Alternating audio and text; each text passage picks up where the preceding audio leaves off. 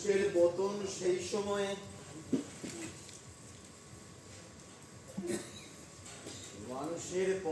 সেই সময়ে শুরু হয়ে যায় যখন নিজের আপন মানুষকে হারানোর জন্য অপরের পরামর্শ নেয়।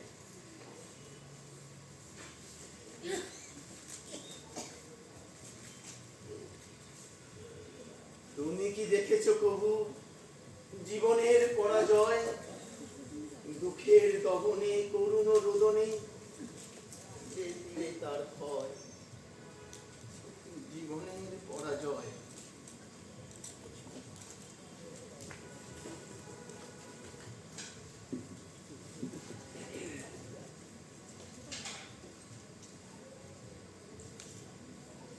প্রতিটা লবমা উপড়ে নিচ্ছে সব পক্ষ, তবু যেন স্বপ্নের থেকে স্বপ্নকে মিলে স্বপ্নই থাকে বাকি। কঠিন নিঠুর সময়ে মনে পড়ে না এই কঠিন সত্য।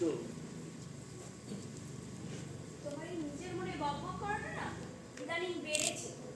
একটু সতর্ক হও, নইলে লোকে পাগল বলবে। সৃজনশীল লেখক সাহিত্যিকরা এরকম নিজের মনে কথা বলে, গল্পের সব চরিত্রগুলো সামনে এসে দাঁড়ায়, সুখ-দুঃখের কথা বলে। ছাই বলে ওই মাথার মধ্যে পোকাটা নড়চড় করলে ওরকমটা হয়। চরিত্র আসে না বাকি, ফলে যে শ্রদ্ধা রেখেছে। কহ ভাই কহরে, আঁকা বাঁকা শহরে বৈদ্যরা কেন কেউ আলু ভাতে খায় না? আলু খেলে মগজে খেলু মরে সহজে, বুদ্ধি গজায় না।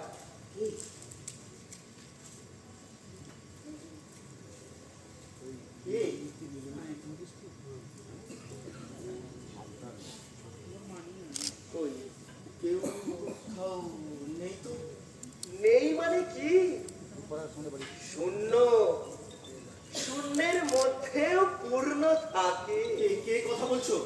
আমি মানে তুমি, তোমার মধ্যেই আমি।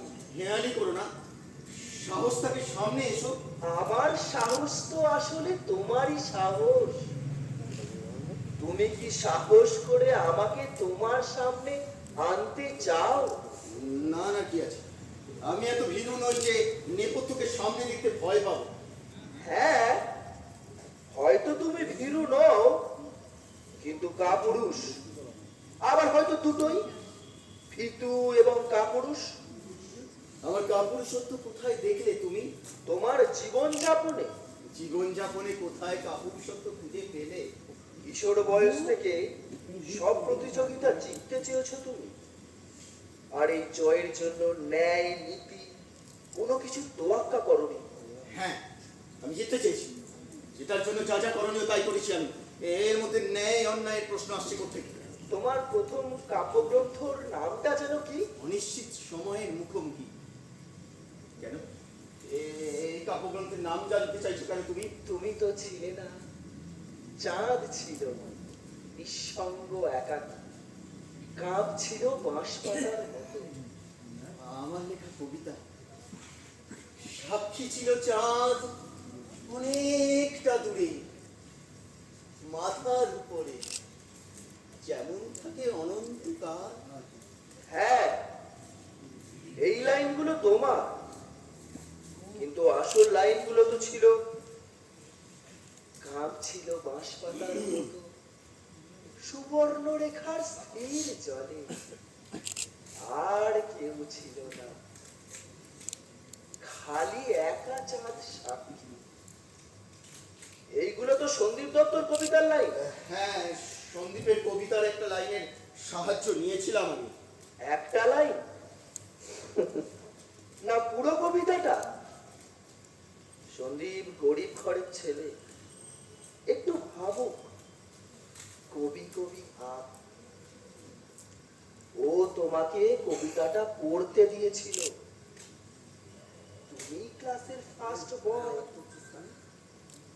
ওর কবিতার দু একটা লাইন, কিছু শব্দ, তাও সেগুলো জীবনানন্দ থেকে চুরি করা। পাল্টিয়ে লিখে ফেললে চাঁদ সাক্ষী। জেলায় সে বছর শ্রেষ্ঠ কবির শিরোপা জুটল তোমার কপালে। তারপর থেকে তুমি স্বীকৃত কবি।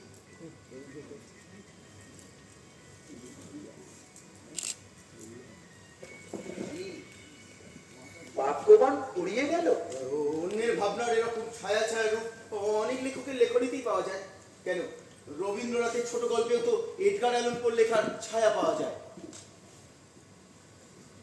বাহ বাহ বাহ বাহ, নিজেকে একেবারে রবীন্দ্রনাথের পর্যায়ে নিয়ে গেলে। না মানে এটা এক ধরনের বিসঙ্গতি, অসম তুলনা। ভাবলে অবাক হতে হয়।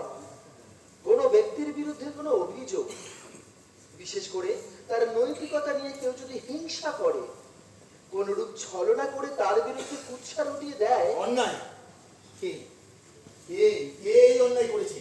তুমি দীপঙ্কর? আমি? দীপু তুই? আমি আমি হ্যাঁ দীপু তুই। তুমি তুমি কে? আমি অনন্ত। অনন্ত? কি ভেবেছিলি দীপু? অনন্ত অনন্তে লীন হয়ে গেছে। তোর কাপড়ি ধার করে বলি, সময়ের গায়ে জ্বর মাঝে মাঝে কম্প দিয়ে উঠছে, সেই কম্পনের মধ্যেই রয়ে গেছে। অনন্ত অনন্ত তুই এখনো? হ্যাঁ, এখনো বেঁচে আছি। তোর সঙ্গে শেষ বোঝাপড়াটা যে এখনো বাকি। আজ রাতে শ্মশানের গায়ে ভাঙা মন্দিরের চাতালে বট গাছের তলায় আমি অপেক্ষা করব তোর জন্য। আসবি তো দীপু? শেষ বোঝাপড়া। বাড়ির লোকজন কেউ যেন জানতেও না পারে। আমি থাকবো অপেক্ষায়। আসবি তো দীপু? আসবো আসবি তো? আসবো।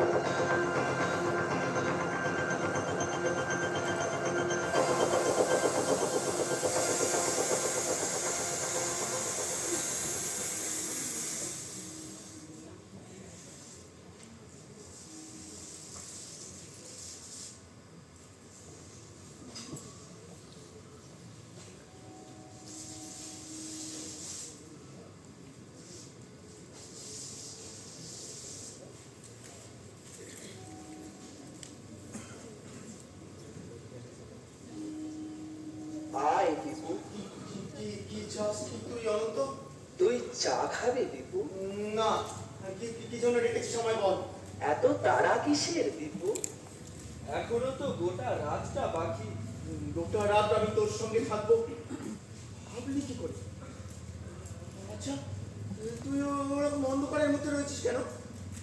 আমি তো এখন অন্ধকার জগতের লোকই হয়ে গেছি দীপু। ও, অন্ধকারের বাসিন্দা বলেই কি তুই আমাকে ব্ল্যাকমেল করতে চাইছিস? তাহলে স্বীকার করছিস তোর জীবনের কোনো পাপ আছে যার জন্য তোকে ব্ল্যাকমেল করা যায়? না, আমি কোনো পাপ করিনি, কোনো অন্যায় করিনি আমি। বিশ্বাস ভাঙাটা পাপ নয়? কি বিশ্বাস ভেঙেছি আমি? সেদিন ট্রেনে আমাদের একসঙ্গে ওঠার কথা ছিল, শেষ মুহূর্তে তুই উঠলি না কেন দীপু? ওটা একটা অ্যাক্সিডেন্ট, আমি পা পিছলে পড়ে গিয়েছিলাম। মিথ্যে কথা। চলন্ত ট্রেনের জানালা দিয়ে আমি স্পষ্ট দেখেছিলাম তুই হাত ছেড়ে দাঁড়িয়ে গেলি প্ল্যাটফর্মে। মোটেই না। বাজে কথা বলিস না দীপু।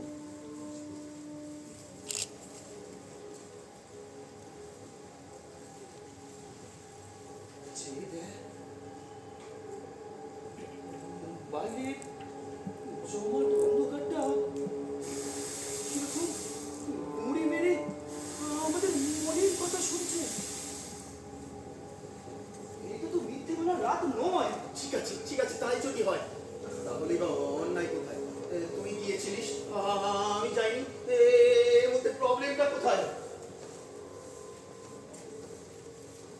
তোর মনে পড়ে দীপু? তুই আর আমি একসঙ্গে শপথ নিয়েছিলাম যে সব কিছু চুরমার করে ভেঙে বেরিয়ে যাবো একদিন। আর সেই জন্য বিমান কাকু অনিতা কাকিমার টাকা গয়না চুরি করার রিস্ক নিয়েছিলাম আমাদের জন্য। কিন্তু তারপর তারপর তারপর তুই থেকে গেলি প্ল্যাটফর্মে ভালো ছেলে হয়ে। এটুকু স্বীকার করার সৎ সাহসটা দেখাতে পারলি না। চুরিটা আমরা দুজনে করেছিলাম। যেহেতু আমি ফেরারি তাই সকলে ধরে নিল আমি আসামি, তাই না? 30 বছর আগে আমাদের বয়স কিন্তু ছিল অনন্ত। একটা অর্থহীন শপথ।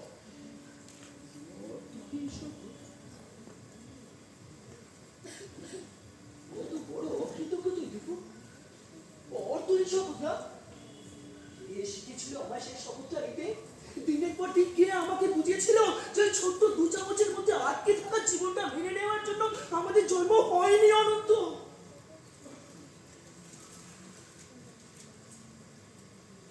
মেঘের আলতো ছোঁয়ায় ঘুম ভাঙে যে পাহাড়ে, সে কি কখনো হিসাব করে চলে? পাথরের বুকে আছড়ে পড়ে যে ঢেউ, তার কি কোনো কেরিয়ারের চিন্তা আছে?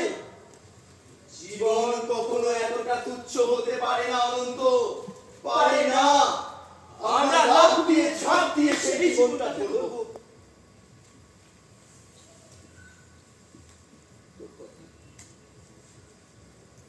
আমি জীবনটাকে ছুঁড়ে ফেলে দিয়ে চলে গেলাম। তুইও একদিন বন্ধুরে নিরাপত্তায়। আচ্ছা, তুই এই জীবনটাকে ছুঁড়ে ফেলে দিয়েছিস তাই না? তাহলে তাহলে ওই বিমান কাকু আর অনিতা কাকিমার টাকা পয়সা গয়নাগুলো ওগুলোর কি হলো? তাকে ছুঁড়ে ফেলে দেওয়াই বলে। জেনারেল কম্পার্টমেন্টে টাকা গয়না নিয়ে ওটা একটা বছর 15-16 ছেলে। তাকে ছেড়ে দেবে পুলিশ? অনন্ত, সেই রাতে বিহারে জি। বিনা বিচারে কতদিন আটকে রইলাম মনে নেই। তারপর একদিন পালালাম কয়েকজনের সঙ্গে।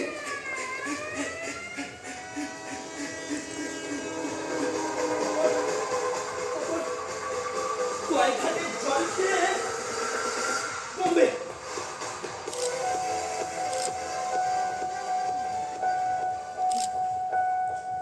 ওখানে ওখানে একটা ছোট হোটেলে কাজ পেলাম।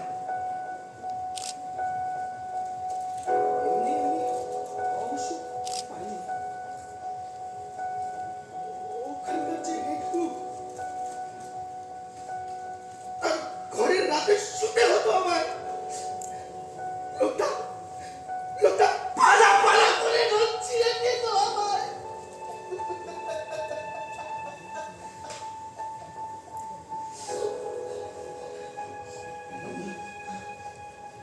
একদিন একদিন ওর মাথায় রডের রডের পানি মেরে পালালাম।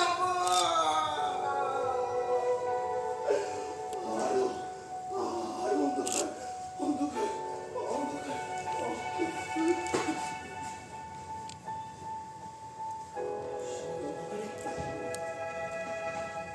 অন্ধকারে ঠান্ডা দিলেও শিখে গেলাম। আধারের কাজ আধারের পাশ। আর এই অন্ধকারে শুধু তোর মুখটা মনে পড়তো, আর কিচ্ছু নয়, কেউ নয়। অনন্ত তুই মনে পড়তো একটাই কারণে, এই যাতে এই পথটার আগুনটা নিভে না যায়। অনন্ত অনন্ত আর একটা সুযোগ দিন ভাই, আমি তো সব দুঃখ মুছিয়ে দেবো। আর একটা সুযোগ।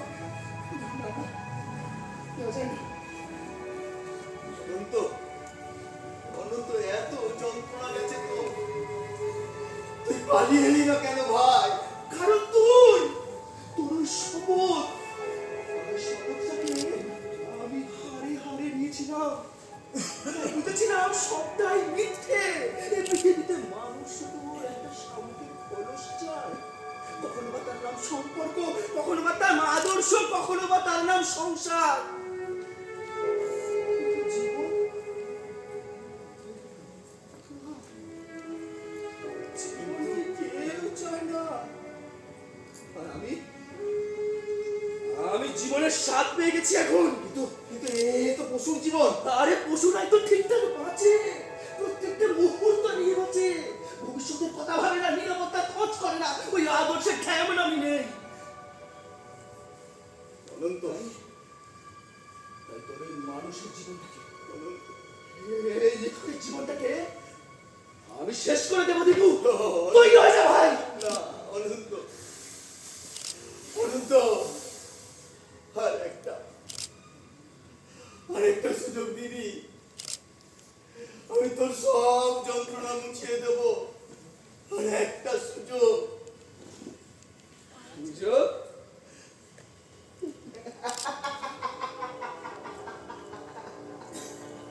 সুযোগ? সুযোগ? ঠিক আছে। দেখ, মন্দিরের চাঁদালের কোনো মিটে হারিয়ে দেখ, দুখানা রিভলভার আছে, যেটাই চালিয়ে নে, ওর টানা ফাটা। তুই একটা বিষ দিয়ে আমাকে ঠিক করে, আমি একটা ছাড়াবো তোকে ঠিক করে। সে মনে, তার বডিটা এই মন্দিরের চাঁদালে পড়ে থাকবে, অন্যজন বুক ছিটকে বেরিয়ে যাবে। আজি! অনন্ত শোন। আরে সুযোগ চেয়েছিলি তো, দিলাম সুযোগ। আমাকে মারতে পারিস, তাহলে চিরকালের মতো একটা কাঁটা তোর মাথা থেকে বেরিয়ে যাবে, তাই না?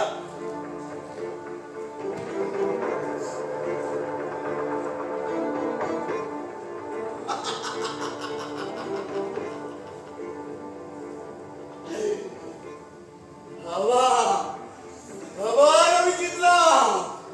হ্যাঁ, হ্যাঁ, আমি দেখে নিচ্ছি। এই কলমাটা একটু ভর্তি আছে। ভাই, এবার তুই আর হারিয়ে যাবি না। সেফ সেফ মরবি। নে, কোথায় পালাবি? কোথায় পালাবি? পালা, পালা অনন্ত, পালা। অনন্ত, অনন্ত, অনন্ত, অনন্ত, অনন্ত।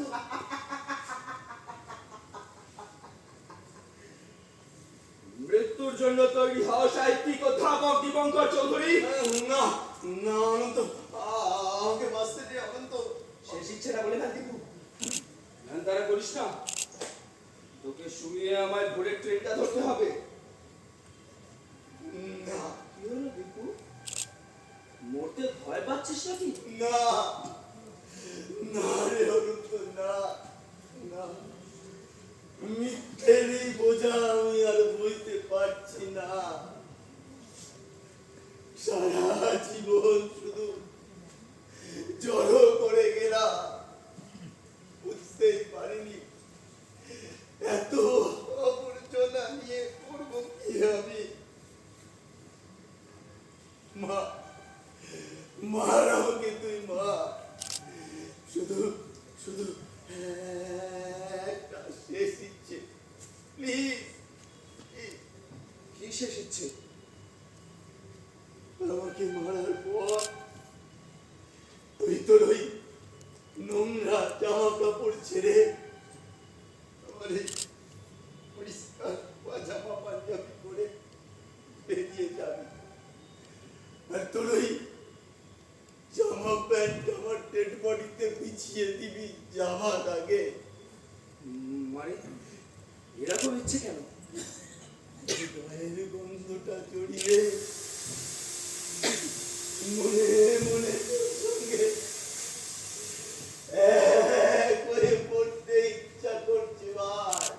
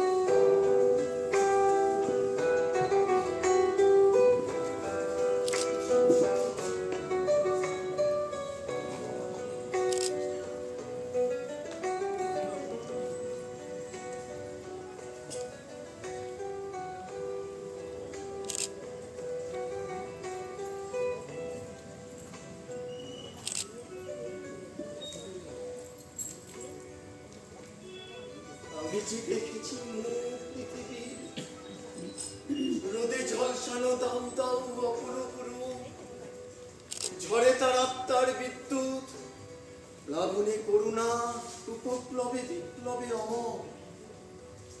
আবার দেখেছি মুখ পৃথিবীর, সন্ধ্যা নদীর জলে আলো ছায়া, নল খাগড়ার বনে।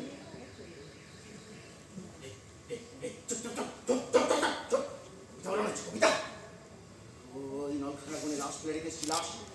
কবিতা লেখা, গল্প আওড়ানো, ওসব কেন বন্ধ কর। মর্নিং ওয়াকে বেরিয়েছেন স্যার? না, এমনি। হ্যাঁ, আপনার খবরের কাগজগুলো নিয়ে নেবেন, তাহলে আমাকে আর ওদিকে যেতে হবে না।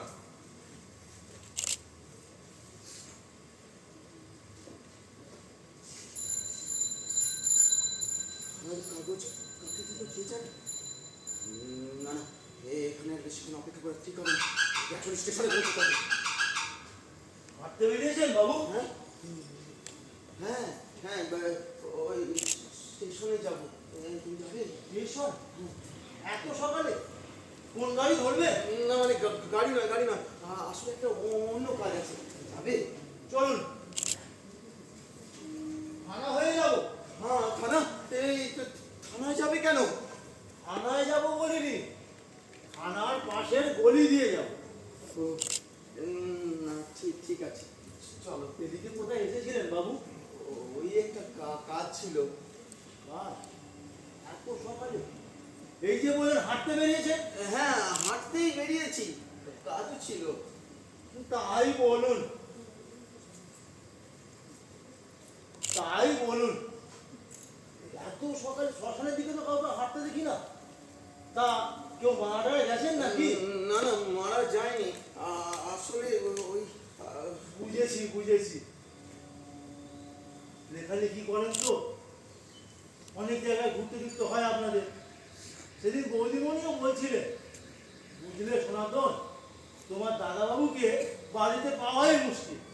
বৌদি, আগে হ্যাঁ, তুমি আমাকে চেনো? চিনি মানে? আমার রিক্সাতেই তো বৌদি, মানে আপনার বিশেষ সব জায়গাতে যান, আর আপনি মোবাইলে একটা ফোন করে দেন, আমি গিয়ে হাজির হয়ে যাই। এলাকার সব রিক্সাওয়ালাই বলে দীপঙ্কর বাবু বাড়ি সব বাধা যায়। দীপঙ্কর বাবু? আরে দীপঙ্কর বাবু যে!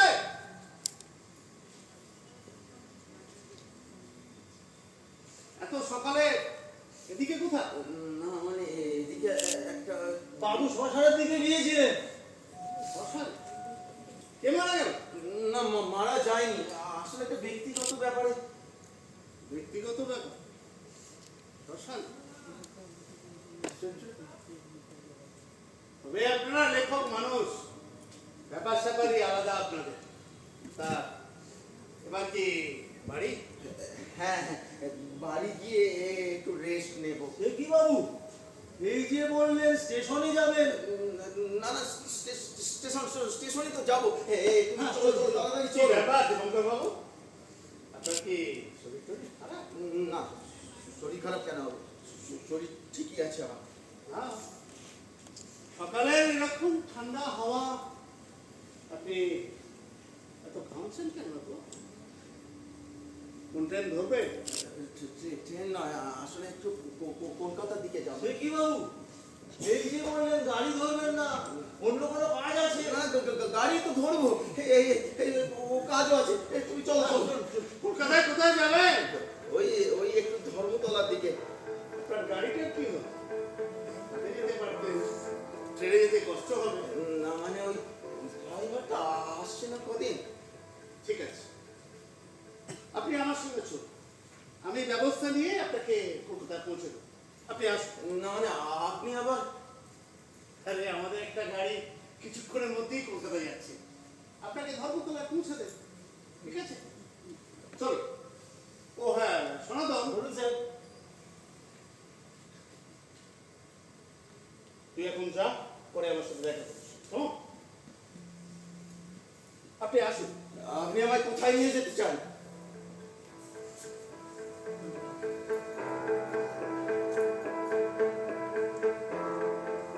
আপনি শিওর যে আপনার শরীর খারাপ করছে না? না, একদম না। তবে আমার সঙ্গে কথা বলতে গিয়ে এত নার্ভাস ফিল করছেন কেন? নার্ভাস কই কই না তো। আচ্ছা, একটা সত্যি কথার জবাব দেবে? কেউ কি আপনাকে ভয় দেখাচ্ছে বা কোনো রকম ব্ল্যাকমেইল? না না, ব্ল্যাকমেল করবে কে? কেন?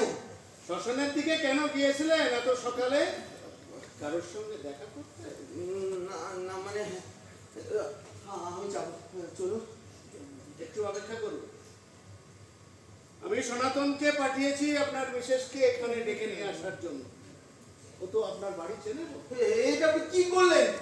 আমার স্ত্রীকে খবর দেওয়ার আগে আমার একবার পারমিশন নেওয়ার প্রয়োজন মনে করলেন না আপনি? পুলিশের পারমিশন নেওয়ার প্রয়োজন হয় না দীপঙ্কর বাবু। আমি দীপঙ্কর নই।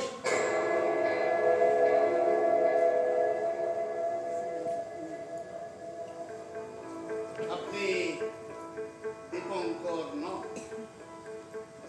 কে তাহলে? দীপঙ্কর মানে দীপঙ্কর চৌধুরীর যমজ ভাই। সেটা আমি আপনাকে বলতে বাধ্য নই অফিসার। পুলিশকে বলা যাবে না। না না না না, কিছুতেই না। আমি এখন এখান থেকে চলে যেতে চাই। যেতে চাই বলছি তো যাওয়া হয় না দীপঙ্কর বাবু। আপনি আমাকে আটকে রাখতে পারেন না অফিসার। আমি কি পারি না পারি সেটা আমাকে শেখাতে আসবেন না আপনি।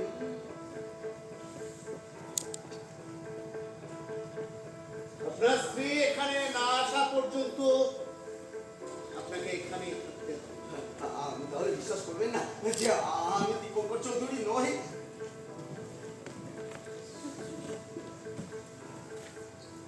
আপনার মাথার চুল থেকে পায়ের নখ পর্যন্ত আপনি দীপঙ্কর চৌধুরী, আর আপনি বলছেন দীপঙ্কর নন।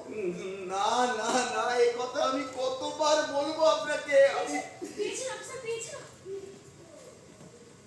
এই তো।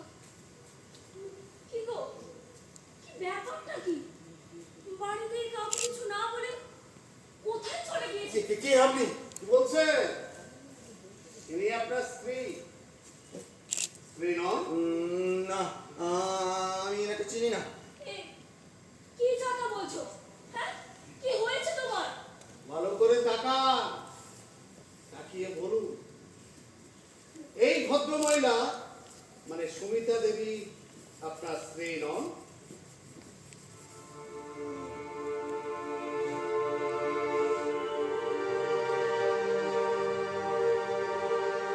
এমন সুন্দরী স্ত্রী রমণী নিজের স্ত্রী মনে করতে পারলে আমি খুশি হতাম। কিন্তু না, ইনি আমার কেউ না। এনাকে আমি চিনি না, কোনোদিন দেখিও নি। মানে কি সব অবিধানে বকছো? ও অফিসার, ও কি পাগল হয়ে গেল অফিসার? ঠিক পাগল নয়, মনে হচ্ছে ডিমেনশিয়া। আচ্ছা, গতকাল কিছু আপনি বুঝতে পেরেছিলেন?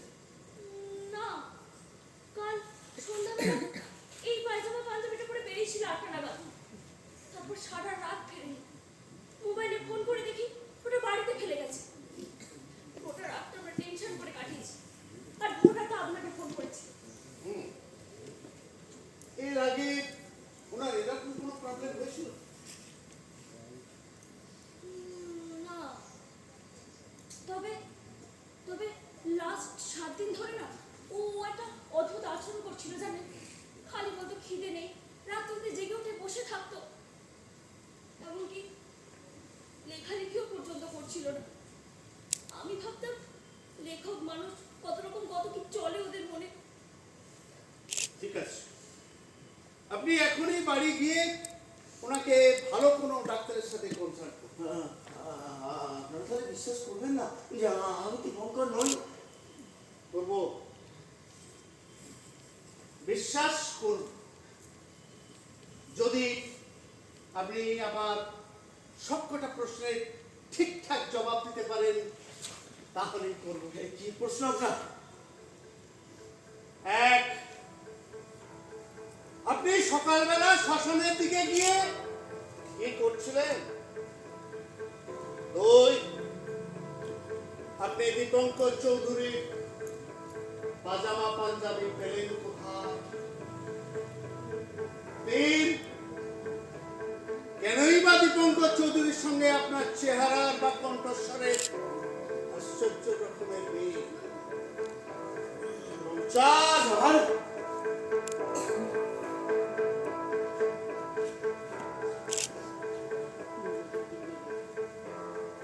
আপনি যদি দীপঙ্কর চৌধুরী না হন,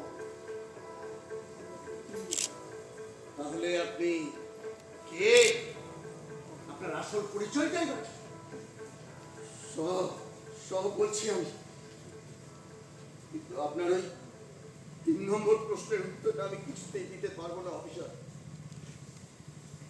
আমাকে কি করে দীপুর মতো দেখতে হয়ে গেল আমি নিজেই বুঝতে পারছি না। বেশ, বাকি প্রশ্নগুলোর উত্তর দিন। আমি অনন্ত, অনন্ত মিত্র। দীপু মানে দীপঙ্কর আমার ছোটবেলার বন্ধু। ওই শ্মশানের ধারে যে মন্দিরটা রয়েছে, ওখানে কাল রাত্রে ওকে ডেকে নিয়ে গিয়ে খুন করেছি আমি। কি করে খুন করলেন? গুলি করে। রিভলভার পেলেন কোথায়? আছে আমার মানে ছিল, আপনি এখনই গিয়ে দেখতে পারেন। ওখানে দীপুর রক্তমাখা লাশটা এখনো পড়ে আছে, আর আমার রিভলভার দুটো। জানতে চেয়েছিলেন না এই পায়জামা পাঞ্জাবিটা কোথায় পেলাম? দীপু মরার আগে শেষ ইচ্ছা প্রকাশ করেছিল আমার সঙ্গে পোশাক বদল করবে বলে। ওর শেষ ইচ্ছাটা পূরণ করতে ওর পায়জামা পাঞ্জাবিটা পরে আমার জামা প্যান্ট ওর ডেড বডিতে বিছিয়ে দিয়ে এসেছি। আর কিছু জানতে চান আপনারা? চাই, কিন্তু তার আগে আপনাকে জানাতে চাই যে আমি কোনো রক্তের দাগ দেখতে পাচ্ছি না আপনার পাঞ্জাবিতে। সম্ভবত সনাতন, সুমিতা দেবী এরা কেউই দেখতে পাচ্ছে না। কোথায় গেল? কোথায় গেল রক্তের দাগগুলো? কোথায় গেল? কোথায় গেল? বাবু, মানে ওটাই আপনার ডাক্তার তো? তা আপনি এই যে খুনটা করলেন, মানে মেরে ফেললেন আপনার বন্ধুকে, কেন করলেন? I mean, মোটিভটা কি ছিল? ওটা একটা বিশ্বাসঘাতক বেঈমান। ওই 90-এর দশকের গোড়ায় ও আমাকে একটা বাজে ব্যাপারে ফাঁসিয়ে দিয়ে চুপ করে বসেছিল দীপু। ও বেঈমান, ওর বেঁচে থাকার কোনো অধিকার নেই। এর থেকে বেশি কিছু আমি আর বলতে পারবো না অফিসার। এখানে ওনার স্ত্রী আছেন, বললে কষ্ট পাবে। দীপঙ্কর বাবুর বডিটা ওই মন্দিরের চাতালে পড়ে আছে। মন্দিরের চাকালে কোনো বডি নেই বাবু। কি করে থাকবে?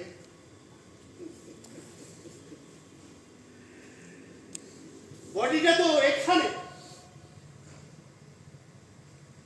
দীপঙ্কর চৌধুরীর বডি। না না না না না, আমি দীপঙ্কর নই, আমি দীপঙ্কর নই, আমি অনন্ত, আমি অনন্ত, অনন্ত, আমি অনন্ত, আমি অনন্ত,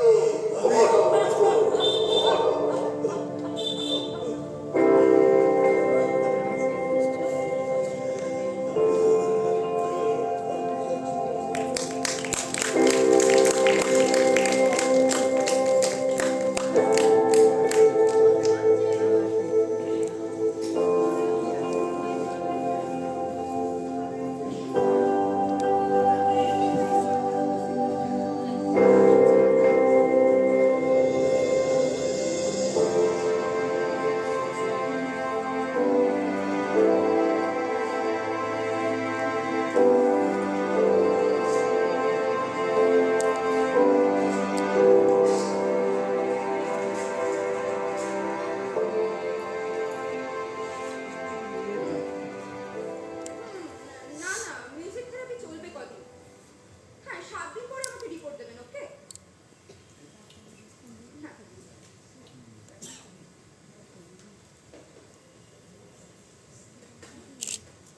আচ্ছা, আপনি কতদিন ধরে ওনার মানে আপনার স্বামী এই অ্যাবনর্মাল আচরণ লক্ষ্য করছেন?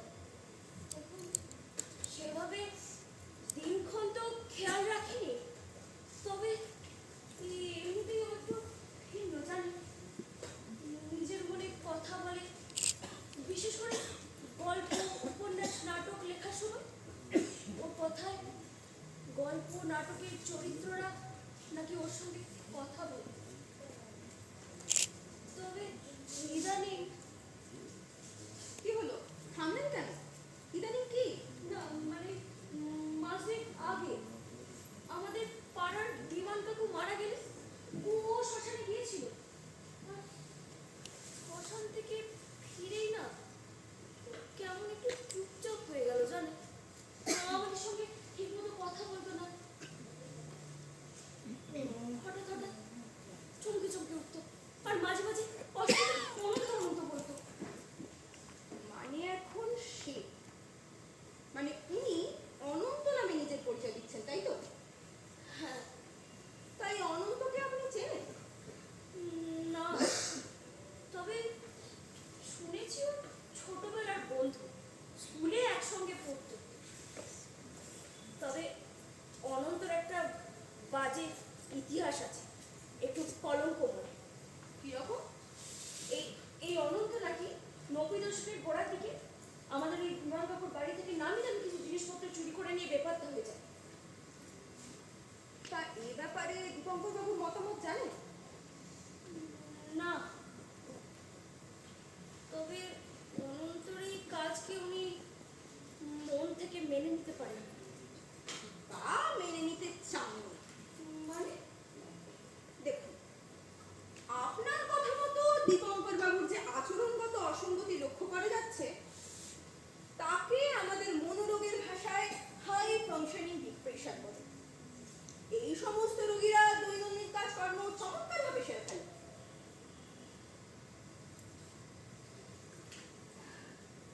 আশেপাশের লোকজনের কাছেও তাদের আচরণ স্বাভাবিক, শুধু ভিতরে ভিতরে অবসাদের চোরাবালিতে তলিয়ে যায় না। আর সেখান থেকেই শুরু হয় স্প্লিট পার্সোনালিটির খেলা। ম্যাডাম, ও কি আর স্বাভাবিক হবে না ম্যাডাম? আমাদের চেষ্টা করতে হবে, এত তাড়াতাড়ি হাল ছাড়লে চলবে না। আচ্ছা, উনি গান শুনতে ভালোবাসেন? হ্যাঁ, খুব রবীন্দ্রসঙ্গীত। গুড। আর একটা বিষয় আমি বিজয় বাবু মানে থানার অফিসার ইনচার্জকে বলেছি, ওই অনন্তর ওয়াইরা বোঝাতে দেখতে। তবে এখন আপনি এখন যান, দীপঙ্কর বাবুকে নিয়ে আসুন। আচ্ছা। আর হ্যাঁ শুনুন, হ্যাঁ, ওনার সঙ্গে আমি একা কথা বলবো, আপনি ওনাকে এই ঘরে রেখে বাইরে অপেক্ষা করবেন।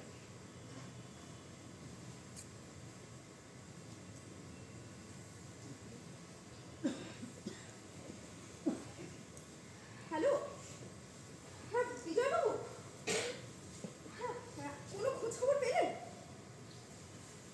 আচ্ছা, আরো কোনো কিছু খোঁজ খবর পেলে আমাকে জানাবেন প্লিজ, তাহলে আমার ট্রিটমেন্টের খুব সুবিধা হবে। থ্যাঙ্কস। আসুন।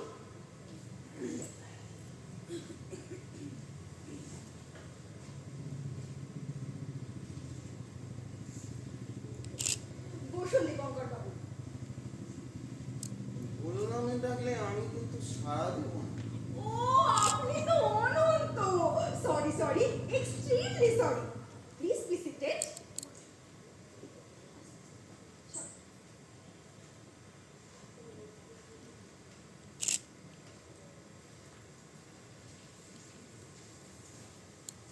তা অনন্ত বাবু, আপনি দীপঙ্করকে খুঁজে বার করবেন কিভাবে? আমি তো দীপুকে কখনো ভুলিনি। মনে মনে দীপুর সব কাজকে অনুসরণ করতাম আমি। দীপু আন্ডার গ্রাজুয়েশনে গোল্ড মেডেলিস্ট, পোস্ট গ্রাজুয়েশনে ফার্স্ট ক্লাস ফার্স্ট পিএইচডি, এখানকার কলেজের নামই অধ্যাপক, সাহিত্য সৃষ্টিতেও সার্থক। কিন্তু ওর সাদা পাঞ্জাবির আড়ালে যে বেনিয়ানটা আছে, তা নোংরা, কাদামাখা। তো সেই নোংরা কাদামাখা বেনিয়ানটা আপনি পরিষ্কার করতে চাইলেন। দীপুটো ওই বেনিয়ানটার অস্তিত্বই অস্বীকার করতে চেয়েছিল। আমি ওকে বোঝালাম, ওই পাঞ্জাবির আড়ালে ওই বেনিয়ানটা ত্যাগ কর, শুদ্ধ হ, পবিত্র হ।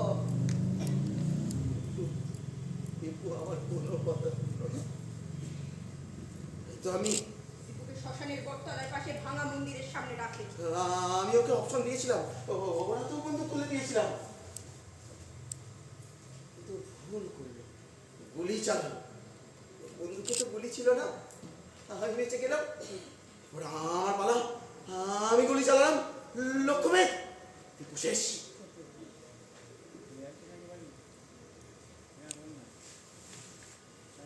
কিন্তু আপনি কি জানতেন অনন্ত বাবু, বিমান বাবুর বাড়ি থেকে আপনি যে গয়নাগুলো চুরি করেছিলেন সেগুলো নকল, কাঁচা বয়সের কাঁচা অপরাধ।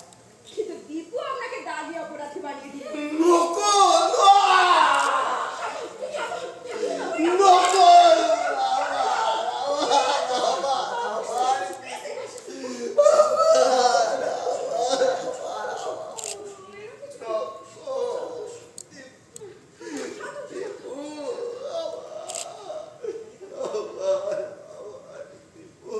আসলে আপনার বাল্য বন্ধু তো একজন সৃজনশীল সাহিত্যিক, আর আপনি বোধহয় জানেন একজন সাহিত্যিক শিল্পীর সত্তা ক্রমান্বয়ে বিবর্তমান।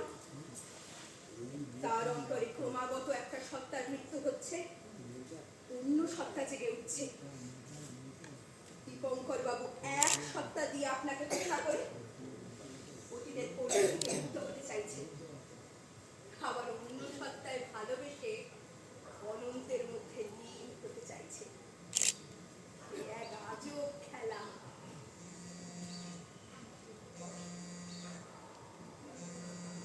হ্যালো, হ্যাঁ, কোন খোঁজখবর পেলেন? আচ্ছা, সঙ্গে করে নিয়ে আসেন। খুব ভালো, খুব ভালো। পুলিশ অফিসার বিজয় লাল সত্যিকারের অনন্তকে নিয়ে আপনার সঙ্গে দেখা করতে আসছে দীপঙ্কর বাবু। অনন্ত!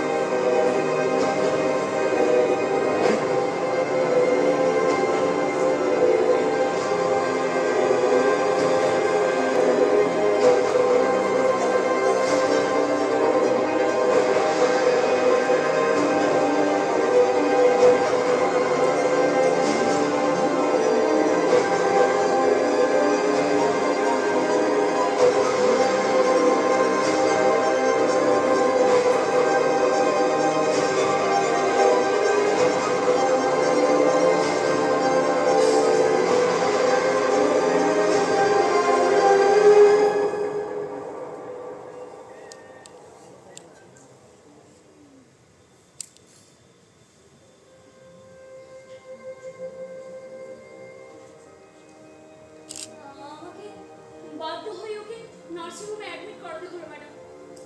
কাল কাল সন্ধ্যাবেলা আপনার চেম্বার থেকে বাড়ি ফেরার পর থেকেই না ও একদম চুপচাপ, কিচ্ছু মুখে তোলেনি, এক গ্লাস জল পর্যন্ত খায়নি, খারাপ শুধু চোখ বুজে শুয়ে আছে। দেখুন, এমনিতে ওনার প্রেশার নর্মাল, হার্টবিটটা একটু স্লো। আচ্ছা, রাতে ঘুমিয়েছিলেন উনি?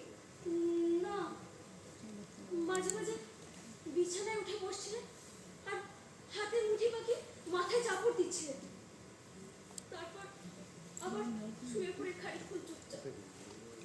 এইরকমই চলছিল সারা রাত। এটা গুড সাইন। বুঝছেন, আজ আজ সকালে মৃত্যু কাগজ দিতে গেল আর সনাতন স্যারের খোঁজ নিতে এসেছিল ভাগ্যিস, তাই ওদের সাহায্যে ওকে এখানে আনতে পেরেছি। মেয়েটাকে পোস্টার থেকে চলে আসতে বলেছি জানেন, কি যে হবে।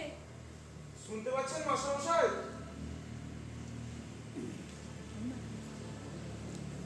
চোখ খুলুন, আমি কে বলুন তো? বিল্টু। খবরে কাগজ এনেছি, ইংরেজি বাংলা দুটোই। পড়বেন না কাগজ?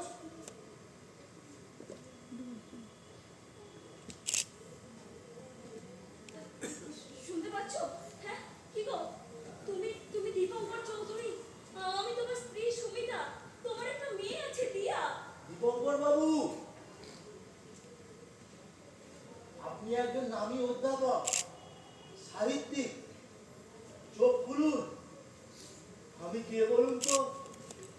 সনাতন, সনাতন রিক্সাওয়ালা। চলুন, আপনাকে নিয়ে পার্কে ঘুরে আসি।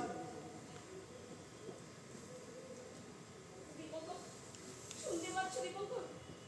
চোখ খোলো দীপঙ্কর, ওদের সঙ্গে কথা বলো।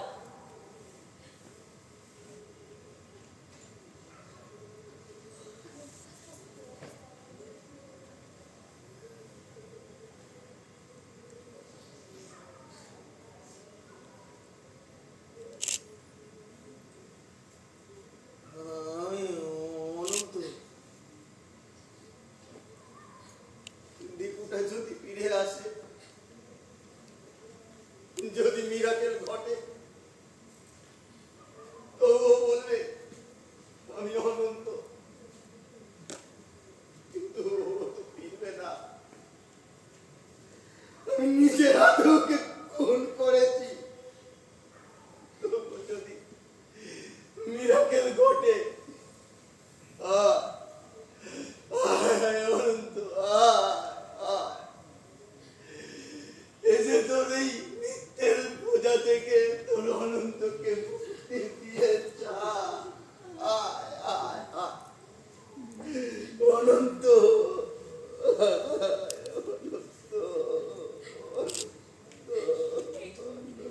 এই একই কথা কেন বারবার বলছো বলো তো?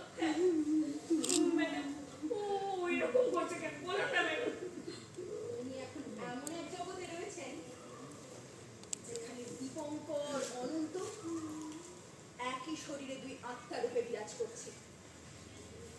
অদেখা অনন্তকে যে কথাগুলো বলছেন সেগুলো ওনারই মনোজাত। চিত্র এক মানসিক অবস্থা। নিজের অন্তরের অন্তর্দ্বন্দ্ব অনন্তর ভাষ্য হিসেবে প্রকাশ পাচ্ছে। প্রকৃত অনন্তর সাথে সাক্ষাৎ হলেই হয়তো উনি ডাক্তার কৃষ্ণা কোথায়? অফিসার বিজয়বাবুর বলে না? আপনি পাশে রুমে যান। ও আচ্ছা। আসুন বিজয়বাবু, আসুন, ভিতরে আসুন। উনি কোথায়? ওনাকে ভিতরে নিয়ে আসুন। অনন্তবাবু আসেন। এলেন না? হ্যাঁ? তাহলে তো আপনি যে বললেন ওনাকে সঙ্গে করে নিয়ে আসবেন। হ্যাঁ, বলেছিলাম উনি আসতেই পারতেন, কিন্তু ওনার আশ্রমে এখন ছাত্রদের পরীক্ষা চলছে, তাই উনি খুব ব্যস্ত। তবে উনি দীপঙ্কর বাবুর জন্য একটা চিঠি পাঠিয়েছেন।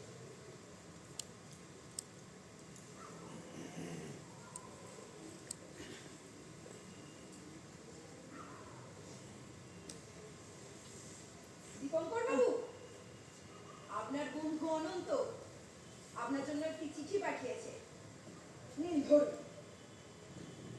ধরুন, চিঠিটা আপনি পড়ুন।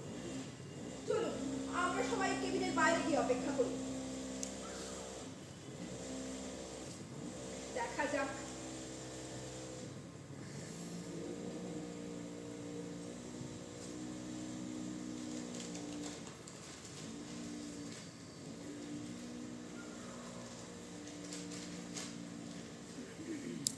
বন্ধু দীপু, তুই আমাকে বন্ধু বলে সম্বোধন করলি ভাই। বিজয়বাবুর কাছে শুনলাম তুই খুব মানসিকভাবে অস্থির হয়ে রয়েছিস।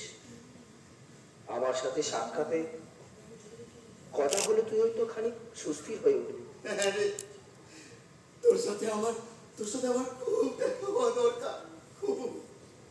যে অন্যায় আমি করেছি, সেদিনের সেই ঘটনার পর তুই হয়তো অনেক কিছু ভেবেছিলি আমাকে নিয়ে, তাই আর কোনো খোঁজ রাখিসনি। শুধু জেল হয়েছিল এটুকুই জানিস। ঠিকই, ট্রেনে ওঠার পর পরের স্টেশনে পুলিশ ধরে আমায়। জেল হয়, জেল থেকে 3 মাস পর ছাড়া পাই আমি। তারপর আর বাড়ি ফিরিনি, ওখানেই থেকে যাই। কাগজ ফেরি করতাম। একজন বৃদ্ধ তার বাড়িতে আমাকে আশ্রয় দেন। সেই অকৃতদার মানুষটির আর্থিক সাহায্যে আমি একটি আশ্রম গড়ে তুলি। সেখানে অনাথ শিশুদের সাথে থাকি। তাদের মানুষ হিসেবে গড়ে তোলার দায়িত্ব নিয়েছি আমি। আমি আমি শুধু জমিয়ে গেছি, জড়ো করে গেছি, কিচ্ছু খরচ করিনি আমি। সেই বৃদ্ধ মানুষটি আমার শিখিয়েছিলেন সাধারণ খেটে খাওয়া মানুষের পাশে দাঁড়াতে, তাদের নিঃস্বার্থে ভালোবাসতে। আমি আমিও বিলিয়ে দেবো, সব বিলিয়ে দেবো। আমার পূর্ব জীবনের যে ভুল, তার শিক্ষা থেকেই কিন্তু আমি মানুষের কাছে গিয়েছি, দরিদ্র অসহায় ওই শিশুদের পাশে দাঁড়িয়েছি। তুইও অন্তর থেকে সৎভাবে সমাজের জন্য কিছু কর, দেখবি তুইও পারবি, আনন্দ খুঁজে পাবি। আশ্রমে শিশুদের পরীক্ষা চলছে এখন, তাই এই মুহূর্তে যেতে পারলাম না, কিন্তু আমি ঠিক আসতো তোর কাছে বিভু। ইতি অনন্ত। আমার অপরাধকে মার্জনা করে দিস ভাই, আমি তোর আশার অপেক্ষায় বসে থাকবো, আশার অপেক্ষা। মানুষ ভুল করে, শুধরে নেয় তখন যদি সে অনুশোচনায় দগ্ধ হয়, যখন সে তার মিথ্যে অহংকে ত্যাগ করে নিজের অপরাধ বোধকে সৎভাবে স্বীকার করে নেয়।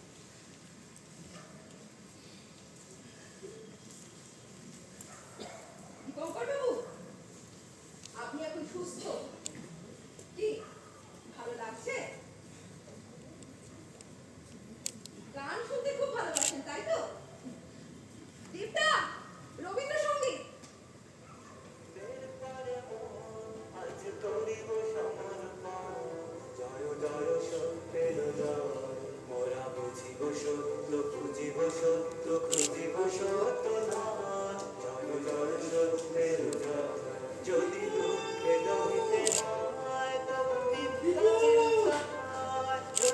অনন্ত, অনন্ত,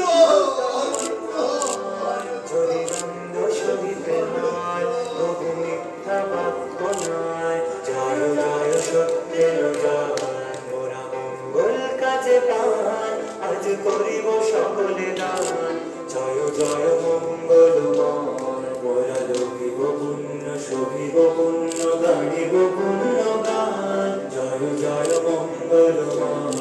যদি দুঃখে দহিতে হয় তবু আসব চিন্তা না, যদি দৈন্য বহিতে হয় তবু আসব পারব নয়, যদি দণ্ড সহিতে হয় তবু আসব